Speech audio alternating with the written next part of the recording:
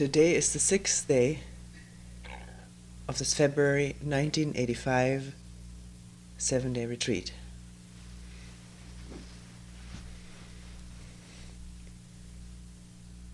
And again we will take up questions which have come up during meetings.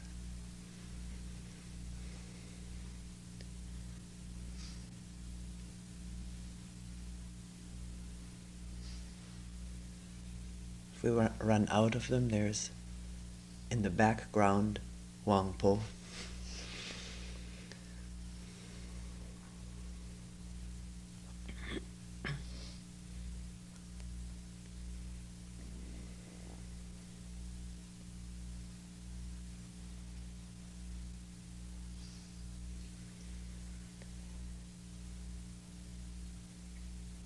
Let us mention again, people have told me that this is helpful to hear this all along, that one is not following a lecture, not just listening to words. These words in themselves, since they have been heard many times before, become sort of a distraction when they address themselves to a memory track, and one doesn't have to listen. The memory is already there of it.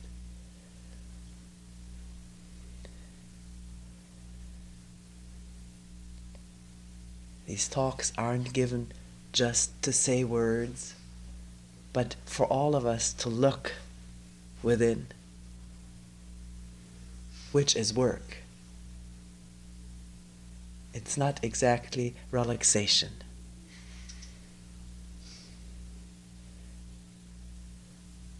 The work of the one who's talking is to put into words, into the most appropriate or accurate words, what is being looked at, and those of us who are listening, to not just listen to the words, but to look at what these words are pointing at within oneself. When this is going on, then we're working together on this question.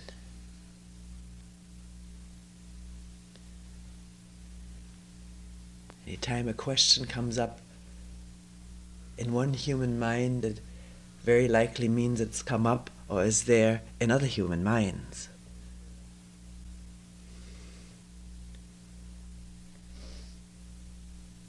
So, not to think, well, this is someone else's problem. Fortunately, I don't have this problem. Which is how words go in the mind. Word trains have a life of their own.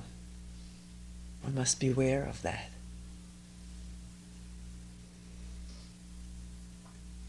Try to see, does this really correspond to something real? Or am I just verbalizing from habit?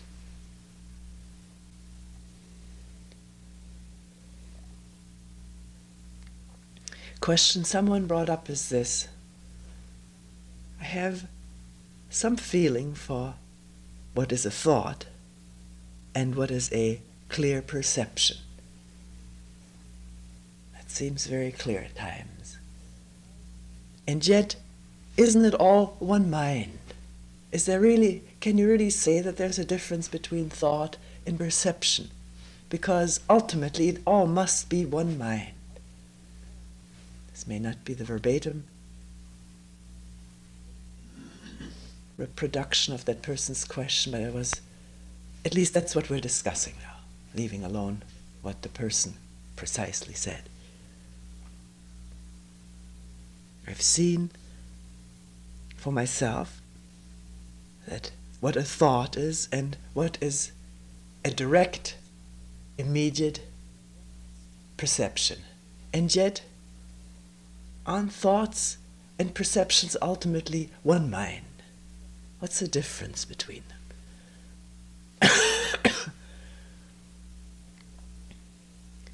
we have read throughout the years, usually on the seventh day, from the writings of Wang Po, whose particular way of putting his insight is that everything is one mind. When he speaks those words, when those words are spoken, it comes from a state of no separation, a state of wholeness.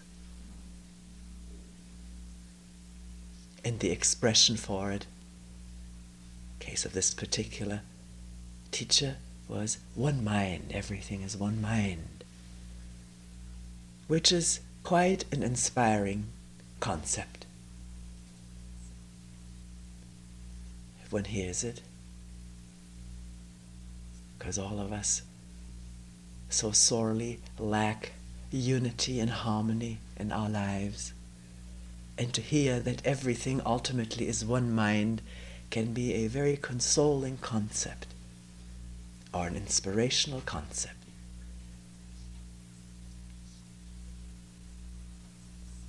Can one see when something is a concept, or does one really see the wholeness and oneness and non-separation of all human beings and all things? If it becomes a concept, then one gets attached to it and tries to work with it, imposing it conceptually upon what it may not apply to. A thought is a thought.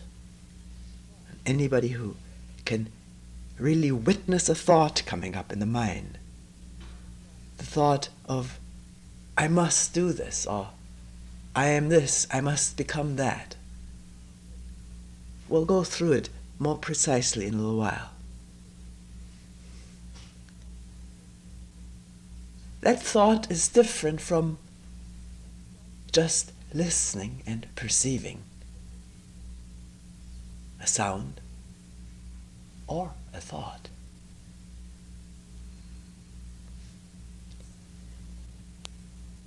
Right now, as we're sitting, if we open our eyes and look in front of us, something is seen. For most people, a brown mat or the floor.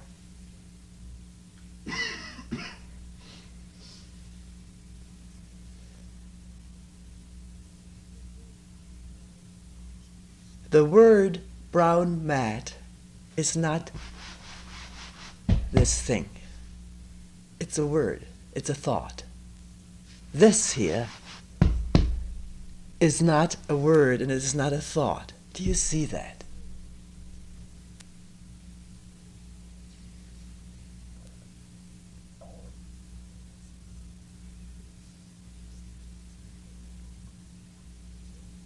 Can what is directly in front of one be directly perceived without being described or labeled with any word?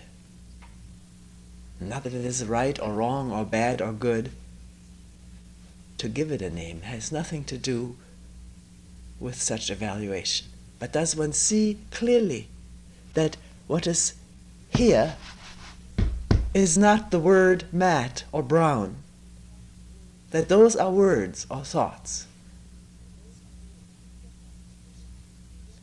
And the perception of what is directly in front of one, or directly there, let's not even say in front of one, because there are implications in that. What is directly perceived, is that a thought? If the word brown mat is there no matter what, it's immediately there, then one doesn't directly perceive this. One sees the thought, but not what's actually there. the thought is there in the mind, and it clouds the direct perception of this here.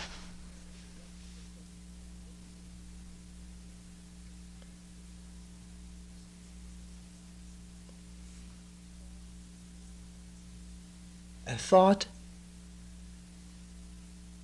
is some kind of a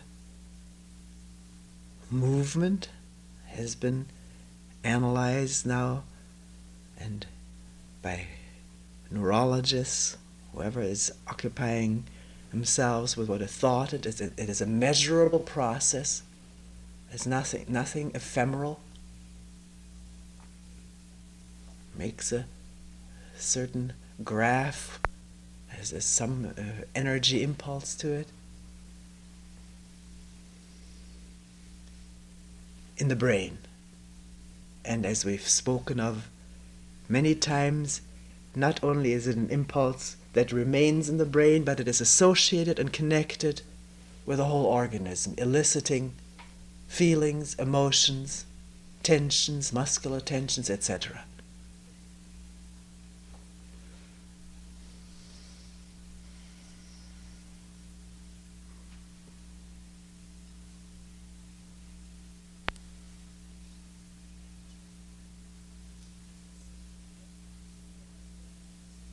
A direct perception does not elicit any organismic response.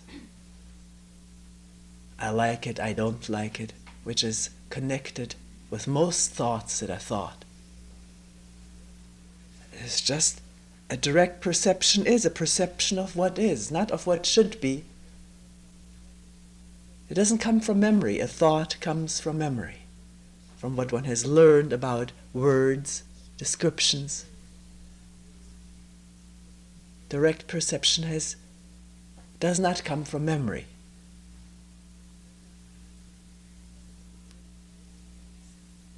But the word brown mat does come from memory. It evokes memory, and a very limited part of the brain is in operation. When the word is put aside, is not looked for or triggered, then the brain is quiet and something is perceived directly. The brain does not scan around for what is this and try to look for the proper word, which can be felt if the attention is very sensitive. Now the question was, whether it's a thought or pure perception, isn't it all one mind? I don't know whether this question has anything to do with seeing clearly what a thought is and what a perception is. Is this just a label that one puts on for the sake of, I don't know what, a description, or trying to fit it into a system that one has believed in or has accepted as being so? I don't know. This is for each one to look at. The two processes are different. Thinking and perceiving or seeing are two different processes. And to see the difference is most essential. Because if we don't understand this difference, we take an image we have of a person for the real person, which prevents or makes impossible or brings sorrow into relationship, human relationship.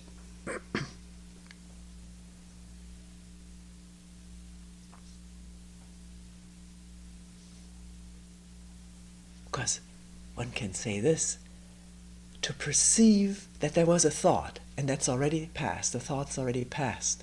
Because at the moment of thought there is no clear perception. But if there is an instant of attention and a thought has just been, that can be seen as having been a thought. That perception is the same as of this. So whether one perceives that there was a thought, or there is this mat, or a flower, or a person, that perception or attention or awareness or seeing is always the same.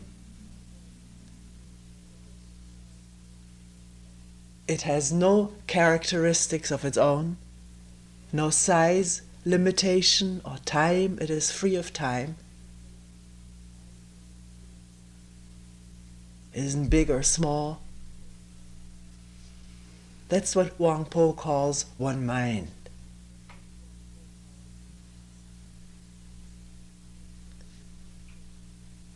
And it can only take place when the me isn't there wanting to see something or hating to see something,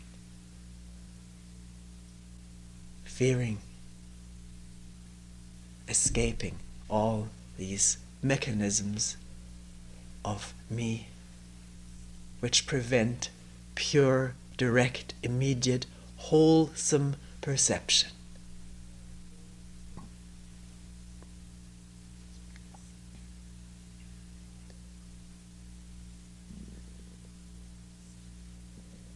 If this isn't clear, please bring it up in meeting, and we'll go through this whole thing again. One can do it with a sound. Today it's so quiet. This house is really quiet.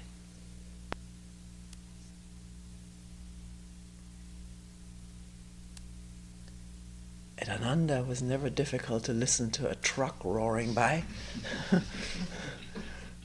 Wonder what we're going to do at Springwater. Maybe we'll hear the wind in the trees.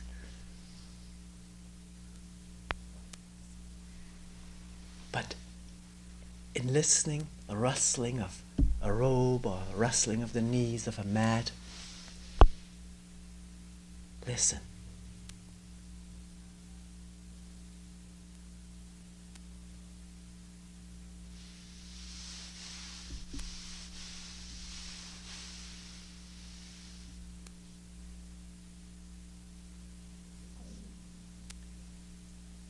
The word or the thought, she's gliding with her hand over her skirt, or someone is rustling with their clothes. Those descriptions are not this. This is just this. And the words are words coming from memory, from what one knows.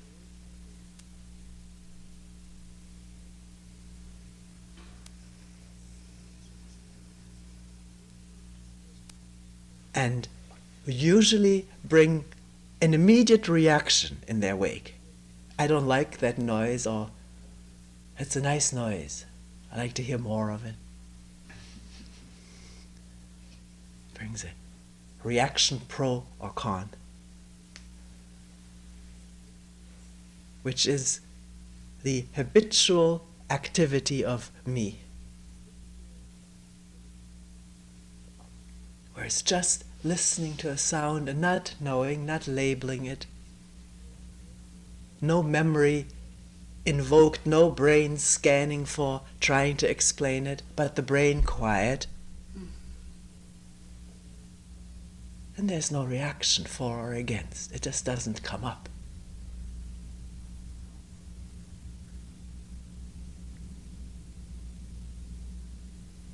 And when reaction is not elicited automatically, as it is with our habitual associations, then one can act out of what one hears and sees clearly.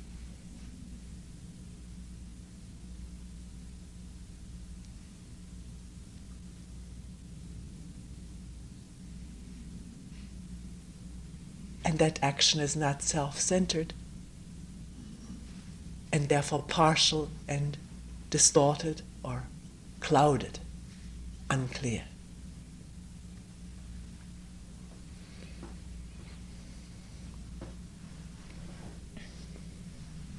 We will leave this question, go to the next one.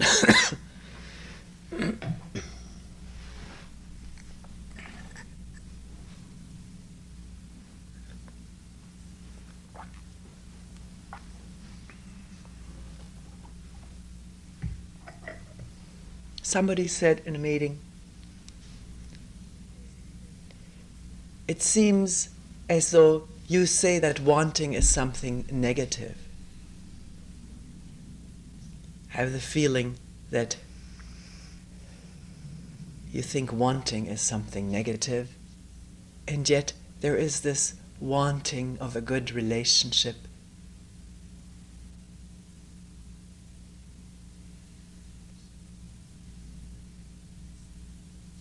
Is there something wrong with that?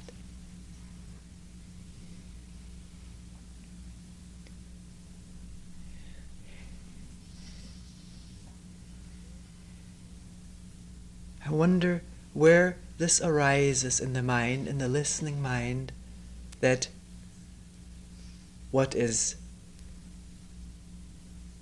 talked about or pointed out quite factually is considered as being good or bad. Whether there is something in the way it is put that implies that, or whether the listening mind contributes that from its own conditioning.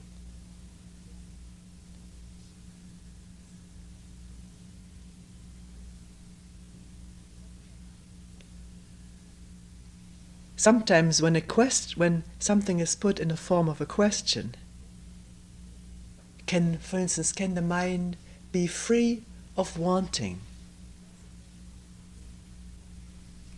Rather than, which is not our usual way in which we've been brought up. Usually we're brought up to answer that question. We always had to immediately answer the question, raise our hand. And the first hand up was the one who got to say it in front of the class. He was the winner. I don't know whether you did this in school. We used to do this. Snap our fingers to be heard and seen so that we'd be the first one. And I think the teacher felt she was a lively, energetic teacher. This went on all the time.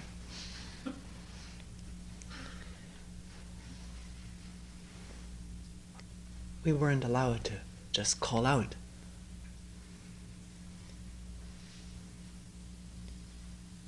Then our answer would have been disregarded. But coming back to our education is, question means give an answer. And one hasn't learned to use a question as an opening of inquiry without knowing the answer, which opens up a whole new way of being and wondering. Because the brain is not asked to furnish answers and therefore can quiet down. So if a question is asked here during a talk, like, can the mind be without wanting? One may already say no, it can't, because one has tried to get rid of wanting, which is wanting. To want to get rid of wanting is wanting. That is quite clear, isn't it? And wanting is still there, so one may have found, no, this is impossible, and one answers no to this question quite automatically, maybe not even aware, but one denies that this is possible. And therefore, there's something wrong with me. My mind can't be free of wanting.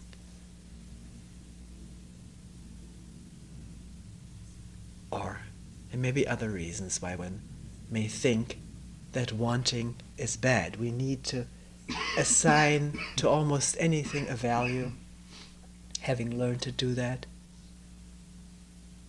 is it good? Is it bad? We ask each other that all the time.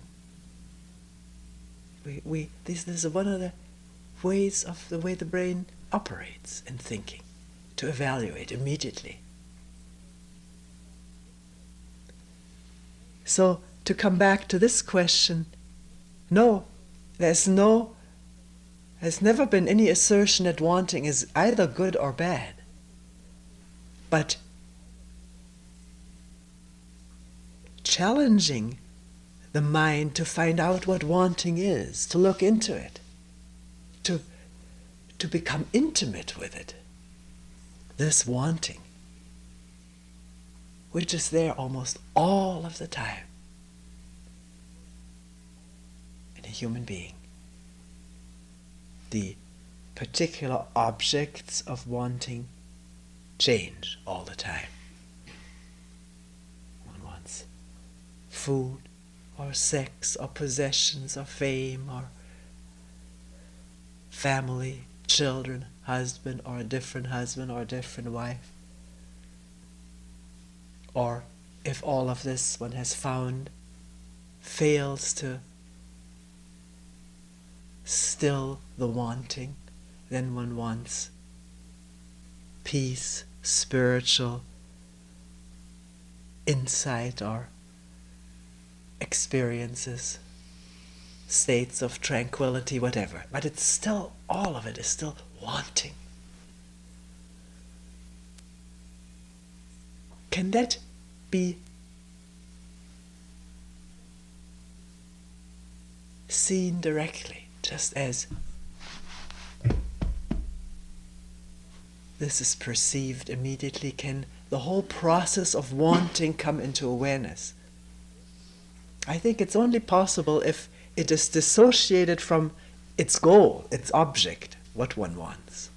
Because as long as the mind dwells on what one wants, that is the important thing, the fantasy, the thinking. And that has this strong power. These thoughts and fantasies of what one wants has a tremendous power to keep the body, mind in a state of wanting. Which is what? What is the state of wanting?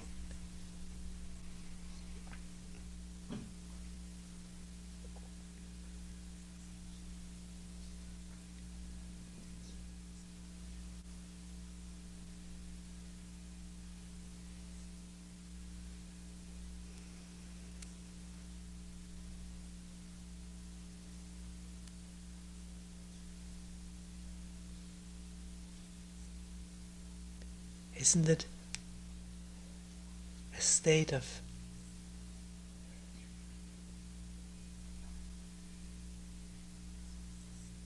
lack, feeling a lack, feeling a discontent, disharmony, all connected with thought, I think. The thought of what I am and what I should be, what I have and what I should have or shouldn't have.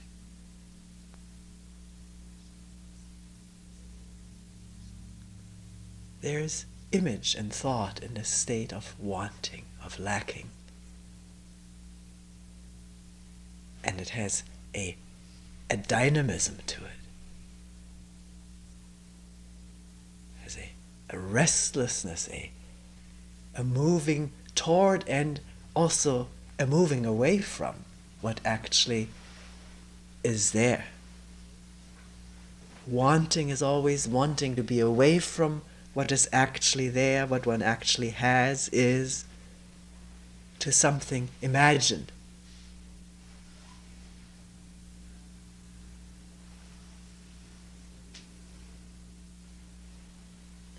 So with whatever we are looking at, it's never meant or implied that it is good or bad, but what is it?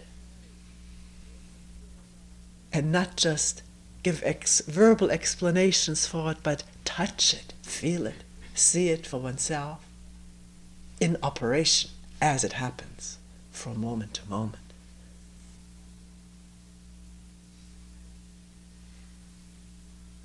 Now, as to the question that this person asked, there is this wanting of a good relationship. Is there anything wrong with that? Why should there be anything wrong with it?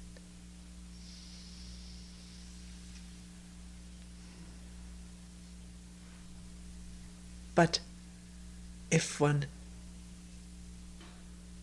if this inquiring mind has been aroused, it's going, one may wonder, on what basis do I want this relationship?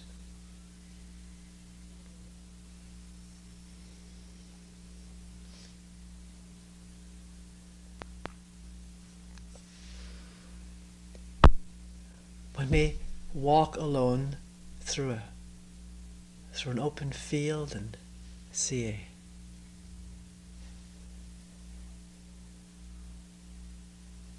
just the dry weeds. Maybe the sun coming out and the shadows of those weeds cast across the snow.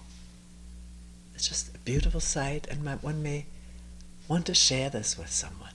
One may wonder how nice it would be if so-and-so was there and could see that too. But it's quite all right to see it alone. And yet, if one is together with someone else, it's a delightful thing to enjoy something together, to share one's enjoyment and delight with other human beings, with friends.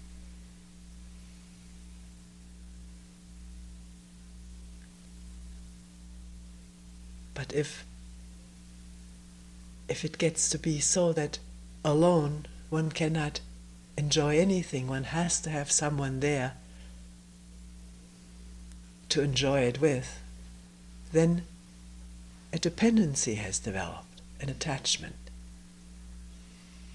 which inevitably brings fear and sorrow. We've gone through that in quite great detail the other day. Because that person may not be there for whatever reason.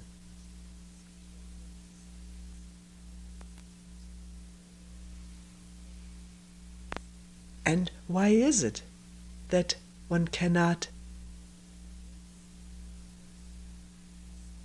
delight in a beautiful sight or sound, whatever, all alone? These are all things that one questions for oneself, to find out what relationship means, whether it is the coming together of two people who are not binding each other.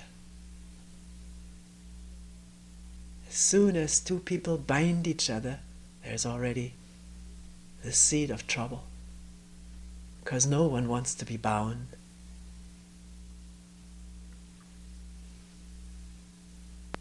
There's always the fear of one may leave, may break the ties.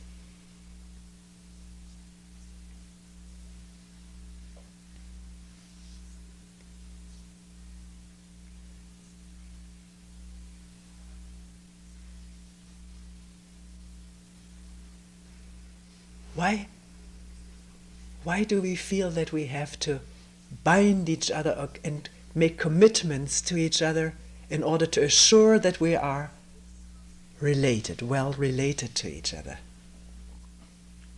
I don't just mean in a marriage contract, but wherever human beings come together, there's often this feeling we have to sort of make this a fixed thing to be sure that we will stay together forever.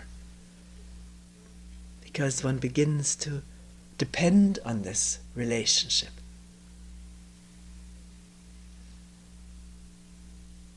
And there's something dead in it if it is contractually or legally made to hold. It doesn't hold it anyways, but what is genuine relationship among human beings?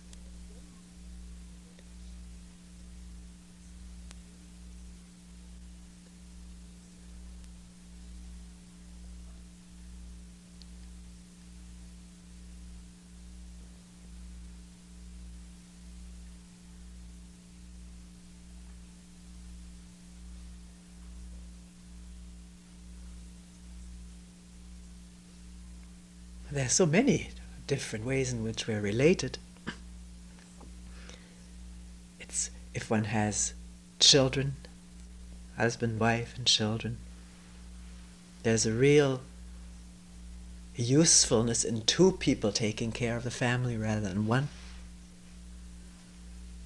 If one leaves the family, very hard for the one parent to do the earning of money, the feeding, shopping, cleaning. Actually, why only two people together would probably be much easier if even more people share together, which has been tried, and it's tried in Israel with the kibbutz. But I know one woman who now has her own children. She grew up on a kibbutz, and she said, when I have children, she now has children, let's have a little family. It was awful, just always being in with the group all the time and never with my parents. She had a very negative remembrance of that. Oh, this is neither here nor there. This pattern of living together, because having children, there is mutual support, help for each other. That pattern has already happened before the evolution of human beings. Birds stay together, often for life, to raise, to build a nest and hatch, feed the young, and other of the higher animals. Has been a very successful, useful pattern that has developed in evolution for this relationship of the family, for the sharing of the work, which is involved in properly caring for the offspring.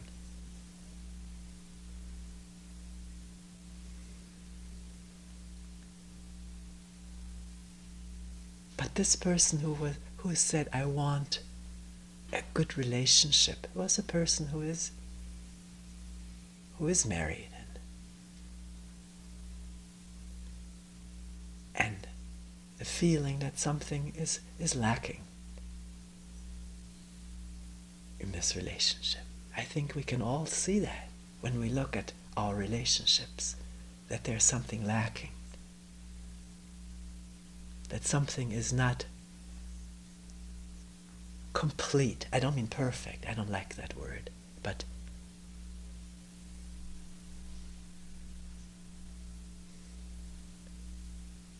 whole. The word isn't a thing. Relationship means that human beings meet each other on the spot,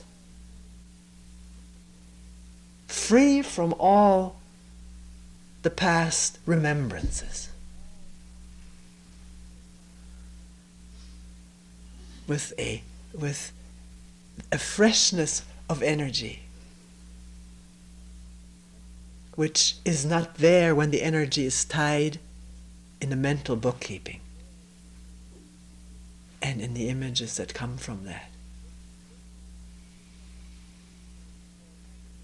And this we cannot do for another. This is always one's first thought. How can I change that person so that he can meet me more freely? Can one change oneself so that the relationship comes alive? May not be, there are always difficulties of some sort or other. That life brings up enormous challenges, small ones and big ones. But can one meet them now and not be burdened of how this person always reacts when this comes up? Do you see what I'm talking about? Are you looking at how you're related to the person who's next to you or closest to you? Do you see that person as someone you really don't know? Because we don't. We only know what was. To say I know this person means I've got a host of memories, but that's not that person. These are memories, incomplete and often very distorted by one's own perceptions. We went through that.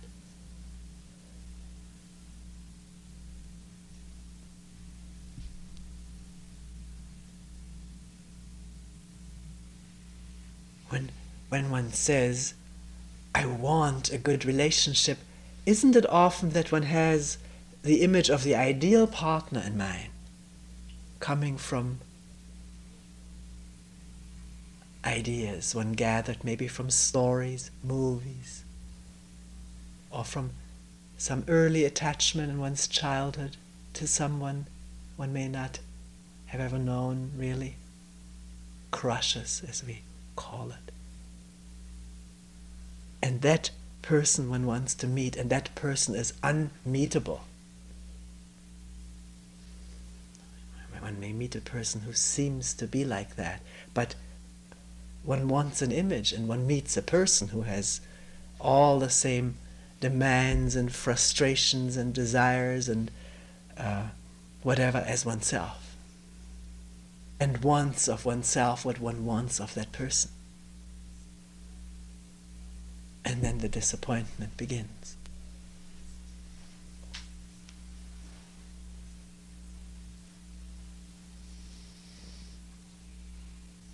Can one see when one wants a good relationship with a person, whether one has ideas or whether one is ready to meet this person on the spot, with no expectation, dropping old images? Question whether this is possible, whether the mind will cooperate. It takes tremendous passion for this, and the energy of really looking, really listening and attending.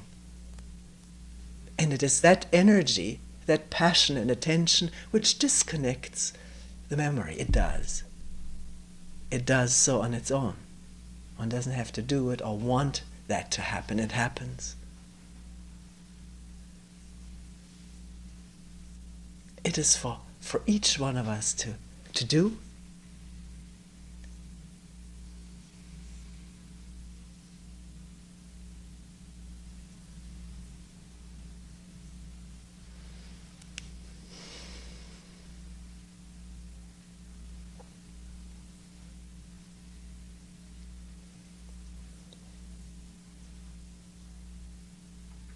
There was another question that someone brought up. Maybe it is a little bit related. The person was sort of struggling with trying to put into words what was felt, which is never easy, to really find the right words. But what was said was something like this: there is a real fear and apprehension arising in me, even sadness, that this work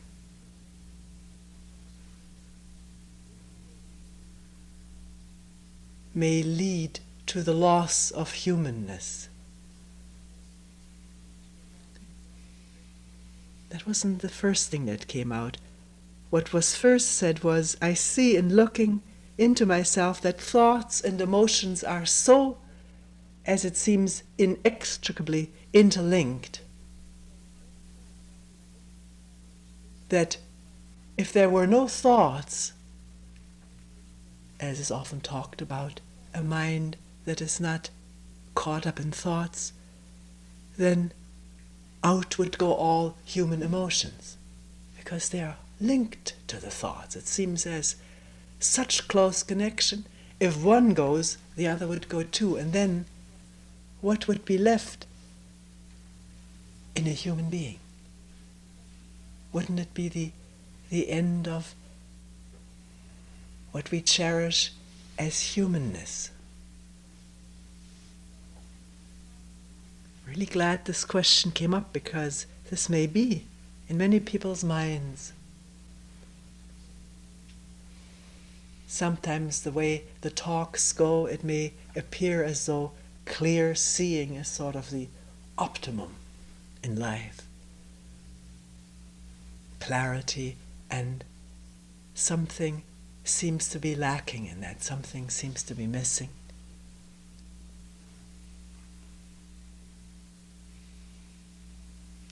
And it is. If there's just clarity of seeing, what is it that is missing? And what is it that we call humanness?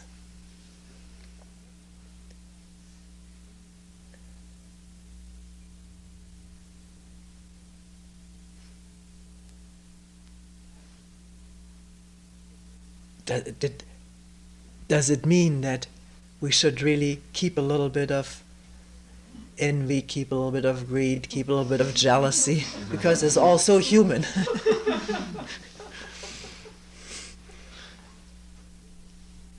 You either keep it all. It's not so much a matter of gradation, I don't think, because a little bit of greed can very quickly mushroom into a lot of greed, depending on how the environment reacts. One can infect and enhance each other in one's greed or ambition. It can be really a social facilitation of that. And I don't think that's what the person meant, because we talked on after that. But one must look at it, because this thing of, I'm just a human being, this is human nature, this comes up often as a way of pushing away the whole inquiry. One doesn't want to look and face, it's too painful or too arduous, so it's much easier to say, I'll remain a human being with all its shortcomings or weaknesses, which is philosophizing, really. It's away from looking. So what is it that makes for what we call humanness, other than all of our shortcomings, weaknesses, which are human enough? Our inattention and ignorance, unawareness.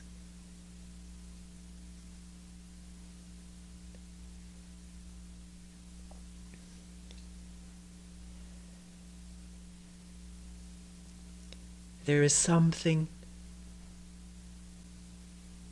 that can be called by the word of goodness.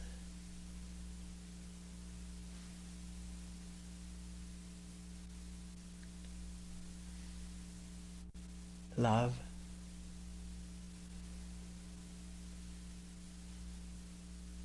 Compassion.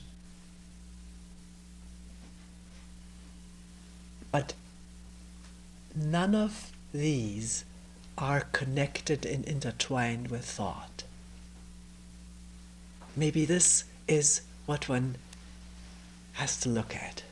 Is love connected with thought, or compassion intertwined with thought? The thought of love and compassion and goodness is not love, compassion, and goodness. Those are ideas, and we have a lot of those hanging in our mind. I should be loving, I should be good, I should be compassionate, and trying to be that at a time where there's confusion, turmoil inside, conflict. It doesn't come off. If it comes off in a twisted way.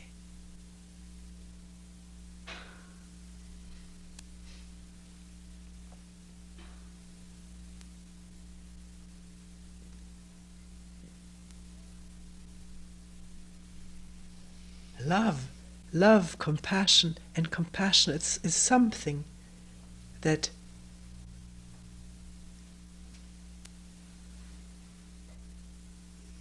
comes upon one, and as not even one there upon whom it comes.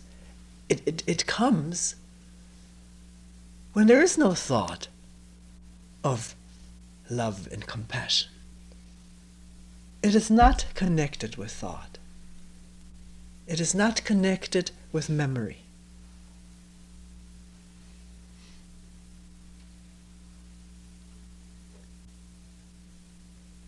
If you think of what you remember as being loving, what is it?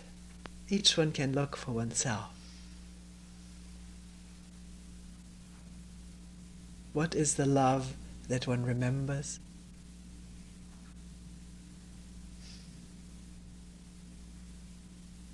Usually it is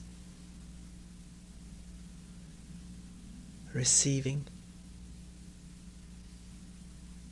as me, who is needy and in lack, in need of receiving.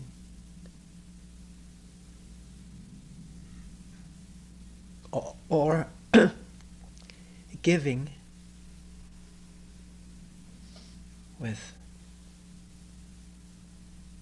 maybe a hidden expectation to get back, to receive back in return. Because this is what turns so many so-called love relationships sour, if something doesn't come back to one of the partners. But love,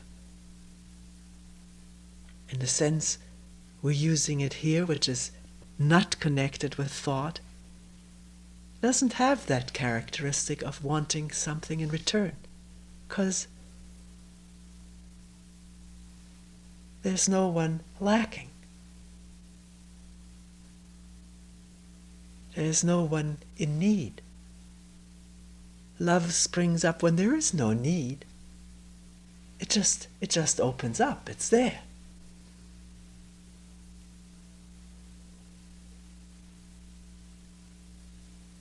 Not for a specific individual or a specific group of individuals which one has known as my family or friends. It is not exclusive or discriminate in a sense. It doesn't belong to anyone. It doesn't belong to one.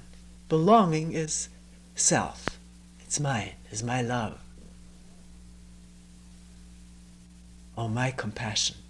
And with that there is an image. I am a compassionate person. And the others better acknowledge it somehow or other. If not, my compassion can quite quickly wither away. I've had enough of helping people. They are so thankless when they don't appreciate it or don't.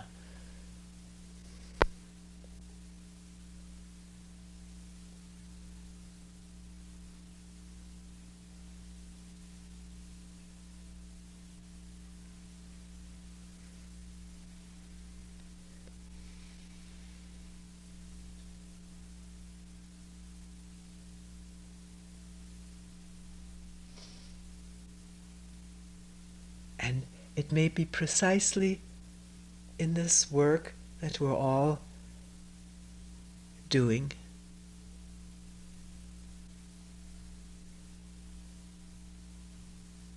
of understanding oneself as one is, not as one should or would want to be, but as one is.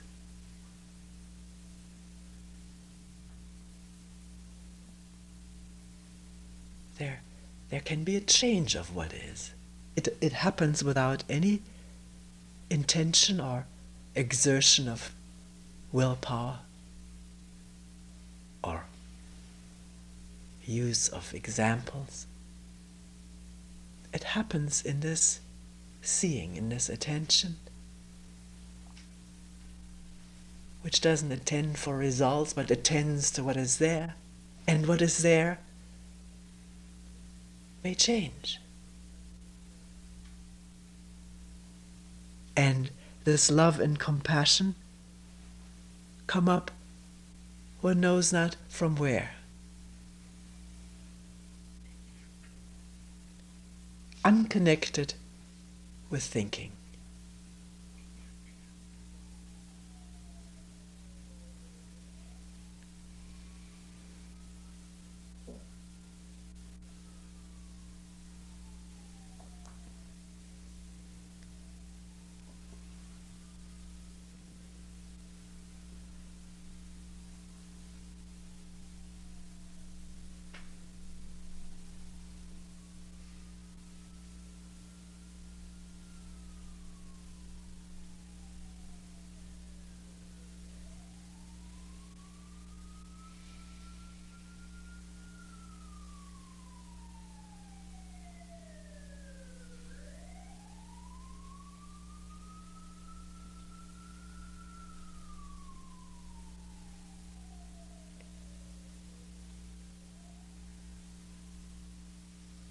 Totally unconnected with the thought of me.